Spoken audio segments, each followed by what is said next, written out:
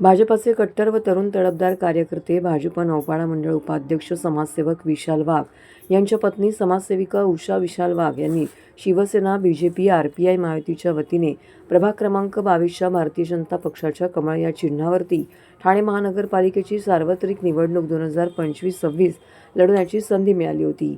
विशाल वाघ आणि उषा वाघ हे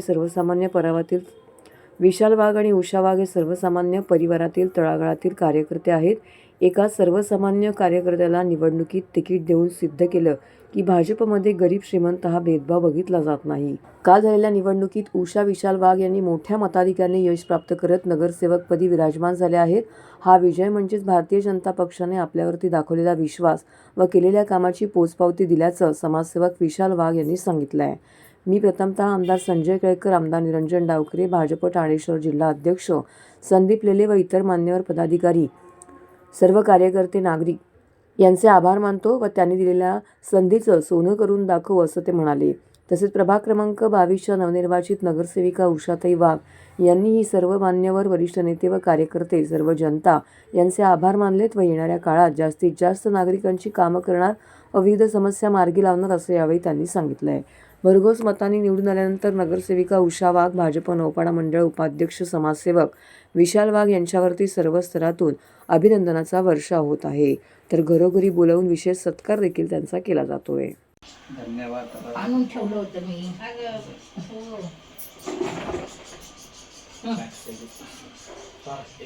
तयारीत होते मी, कोण आले माझे ना डोळ्यांचं ऑपरेशन झाले, ड्रॉप.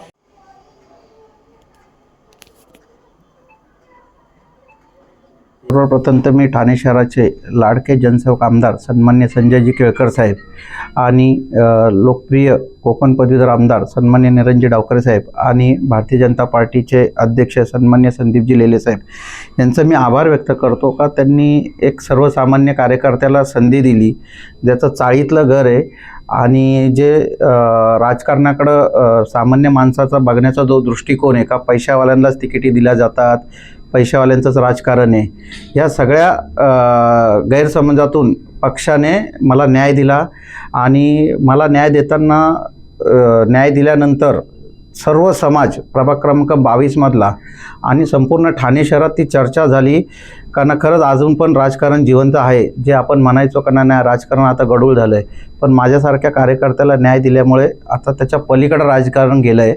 पैशाला कुठलाही पक्ष भुलत नाही. तुम्ही काम करत राहा, तुमच्या कामाची पोचपावती तुम्हाला आज ना उद्या, उद्या नाही परवा पण मिळते. हे भारतीय जनता पार्टीने सिद्ध केलं आहे.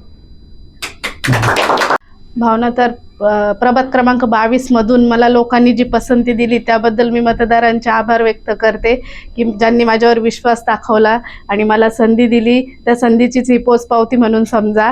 आणि प्रभागामध्ये मी आता येणाऱ्या काळामध्ये जे माझ्याकडनं ज्या होतील त्या समस्या, जनतेच्या समस्या, नागरिकांच्या समस्या सोडवण्याचा मी प्रयत्न करेल. बचत गट असो या काही आरोग्यविषयी असो, या सगळ्या समस्या मी सोडवण्याचा प्रयत्न करेल. सर्वात प्रथम तर मी पक्षाचे आभार मानेन की पक्षाने मला संधी दिली, त्याबद्दल मी पक्षाची ऋणी आहेच. आणि मतदारांचेही मी आभार मानेन ज्यांनी मला पसंती दिली आणि भरघोस मतांनी माझा विजय करून दिला, त्याबद्दलही मी त्यांचे धन्यवाद व्यक्त करते.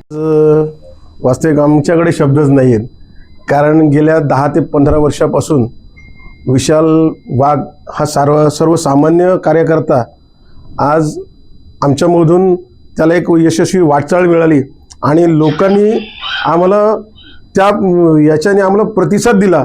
आम्ही जनतेचे खूप खूप आभारी आहोत की आज आमच्या सर्वसामान्य कुटुंबाला सर्व जनतेने आम्हाला न्याय दिला आणि येणाऱ्या काळामध्ये सर्वसामान्यांचे जे मूळ प्रश्न आहेत याच्याकडे आम्ही आमच्या पद्धतीने वाटचाल करण्यात येतील. आणि मी तशी आशाही बाळगतो ताईंकडनं की आता त्या विषयावरती काम होतील अशी आशा आहे.